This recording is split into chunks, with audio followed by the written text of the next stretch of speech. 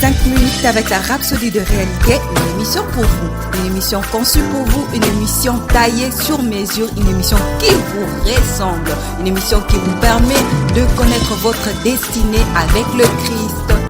Bonjour, bienvenue dans notre émission 5 minutes d'édification avec la Rhapsodie des réalités. Aujourd'hui, vendredi 6, Pasteur nous enseigne sur le thème « Un facteur important pour le succès ».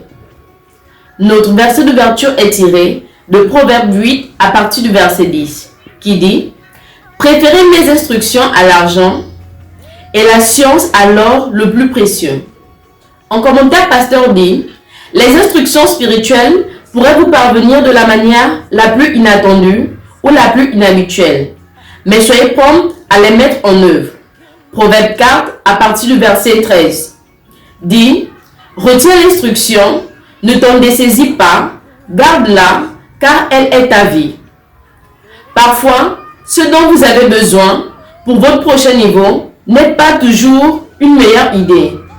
Mais parfois, cela ne tient qu'à une simple instruction. Considérez par exemple les instructions du Seigneur à Josué. Il a reçu l'ordre de conquérir et d'assujettir Jéricho. Lire dans Josué chapitre 6 à partir du verset 2 à 5. D'un point de vue humain, c'était une entreprise impossible, car Jéricho était l'une des villes les plus fortifiées de l'époque. Mais Josué a suivi les instructions de l'Éternel, et le résultat en a été la victoire pour les enfants d'Israël.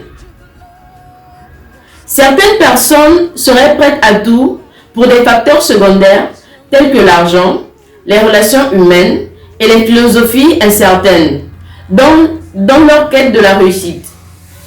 Mais ils ignorent le facteur le plus certain pour garantir le progrès dans la vie. Suivre la parole de Dieu, faire les choses comme Dieu veut.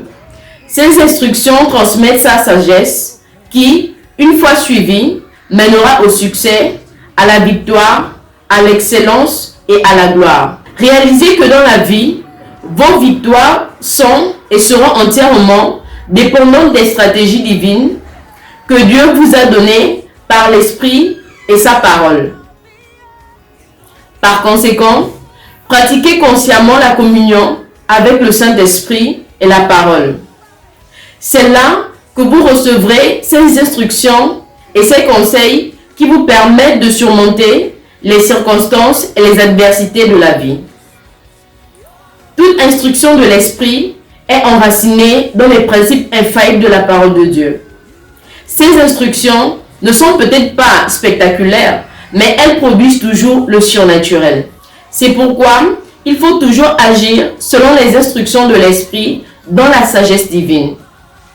Lorsque vous ferez cela, peu importe le mur auquel vous êtes confronté dans votre vie, il se pourrait que ce soit le mur de la maladie ou des difficultés financières, ils s'écrouleront devant vous. Gloire à Dieu.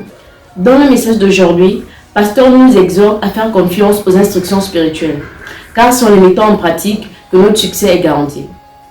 Nous allons prendre quelques instants pour méditer sur ces paroles. Nous allons prendre la prière. Veuillez répéter après moi. La parole de Dieu est ma vie, et ses instructions sont les méditations de mon cœur et la force qui propulse mes actions.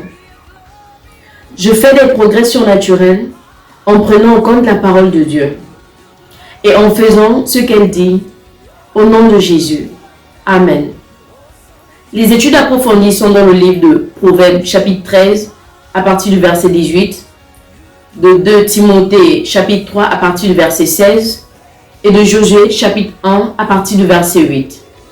Je vous remercie. Soyez bénis. J'ai été béni par ce message. Nous vous invitons à faire de Jésus-Christ le Seigneur de votre vie en disant cette prière. Seigneur Jésus, viens dans mon cœur et deviens le Seigneur de ma vie. Je reçois la vie éternelle dans mon esprit. Et selon Romains 10:9, si tu confesses de ta bouche le Seigneur Jésus, et si tu crois dans ton cœur que Dieu l'a ressuscité de mort, tu seras sauvé. Je déclare que je suis sauvé, je suis né de nouveau, je suis un enfant de Dieu. Maintenant, j'écris ce qui demeure en moi. Félicitations, vous êtes maintenant un enfant de Dieu.